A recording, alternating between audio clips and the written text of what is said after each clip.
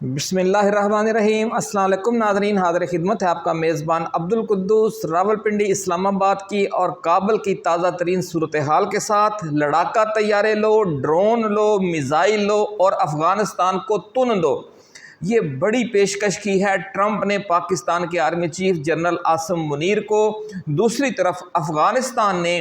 صرف 2 دن کے پر اسرار وقفے کے بعد پاکستان کے خلاف اچانک اشتعال انگیز بیان بازی پھر سے شروع کر دی ہے، اور اس کے ساتھ ساتھ اس نے اپنا جدید ترین اسلحہ اور فوج بہت بڑی تعداد میں پاکستانی سرحد پر پہنچانا شروع کر دی ہے۔ یہ اچانک تبدیلی افغان وزیر خارجہ ملا امیر خان متقی کی بھارت کے نیشنل سیکیورٹی ایڈوائزر اجیت دووال کے ساتھ نئی دہلی میں خفیہ مذاکرات کے بعد سامنے آئی ہے۔ افغانستان کے جو چین میں سفیر ہیں مولوی اسد اللہ عرف بلال کریمی، اور جو سابق آرمی چیف ہیں افغانستان کے ملا خیر اللہ خیر خواہ، اور جو ترجمان ہیں افغان حکومت کے ذبیح اللہ مجاہد، انہوں نے اپنے تازہ ترین انتہائی اشتعال انگیز بیانات میں پاکستان کو کیا دھمکی دی ہے، اور اگلے 72 گھنٹوں کے اندر پاکستان اور افغانستان میں ایک بہت بڑی خوفناک جنگ شروع ہونے کے حوالے سے روسی انٹیلیجنس ایجنسی اور امریکی میڈیا نے کیا پیشگوئی کی ہے، یہ ساری تفصیلات آج کی اس ویڈیو میں ہم آپ کے ساتھ شیئر کریں گے اور بتائیں گے کہ اس جنگ کو امریکہ کی آشیرواد کیسے حاصل ہے، اور صدر ڈونلڈ ٹرمپ نے ایک بار پھر وہی کھیل کھیلنا شروع کر دیا ہے جو کسی زمانے میں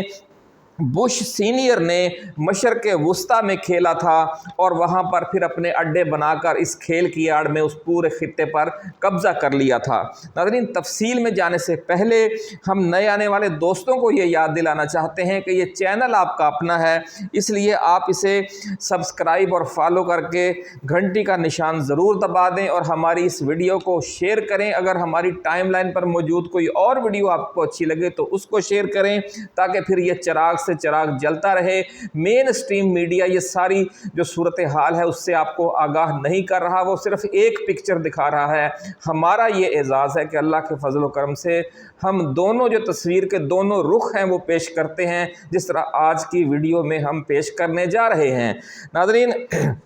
آپ کو یاد ہوگا کہ 1991 میں امریکی صدر بش سینئر نے مشرق وسطیٰ پر قبضہ کرنے کے منصوبے کے تحت ایک طرف عراق کے صدر صدام حسین کو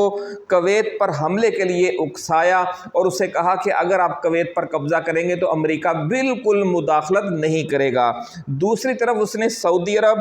اور کویت کو یہ خفیہ یقین دہانی کروا دی کہ وہ ڈٹ جائیں، امریکہ ہر صورت میں آپ کا ساتھ دے گا۔ جب صدام نے کویت پر قبضہ کر لیا تو امریکی فوج کو پھر سعودی عرب اور کویت سمیت پورے مشرق وسطیٰ میں اتار کر امریکہ نے وہاں اپنے اڈے قائم کر لیے، اور پھر کچھ عرصے بعد عراق پر دوبارہ حملہ کر کے عراق پر بھی قبضہ کر لیا، اور آج 35 سال بعد بھی امریکہ پھر وہاں سے واپس نہیں گیا۔ اب منصوبہ ناظرین یہ بنایا گیا ہے کہ پاکستان اور افغانستان کی جنگ شروع کروا دی جائے، اور امریکہ پاکستان میں اڈے بنا لے، اور بھارتی فوج اور افغان طالبان اور ٹی ٹی پی کے ساتھ مل کر پاکستان کو نشانہ بنائیں۔ اس طرح یہ دونوں جو اسلامی ملک ہیں وہ جنگ کی دلدل میں دھس جائیں اور ایک دوسرے کو تباہ کر دیں۔ ناظرین، امریکی میڈیا نے اس حوالے سے دعویٰ کیا ہے کہ پاکستان اور افغانستان کے درمیان محاذرائی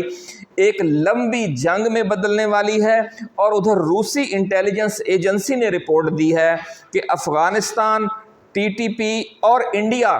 تینوں مل کر پاکستان کے خلاف ایک طویل پراکسی وار شروع کرنے جا رہے ہیں۔ افغان وزیر خارجہ ملا امیر خان متقی کا جو 6 روزہ دہلی کا دورہ ہے وہ اسی سلسلے کی کڑی تھا۔ آج کابل واپسی سے پہلے انہوں نے گزشتہ روز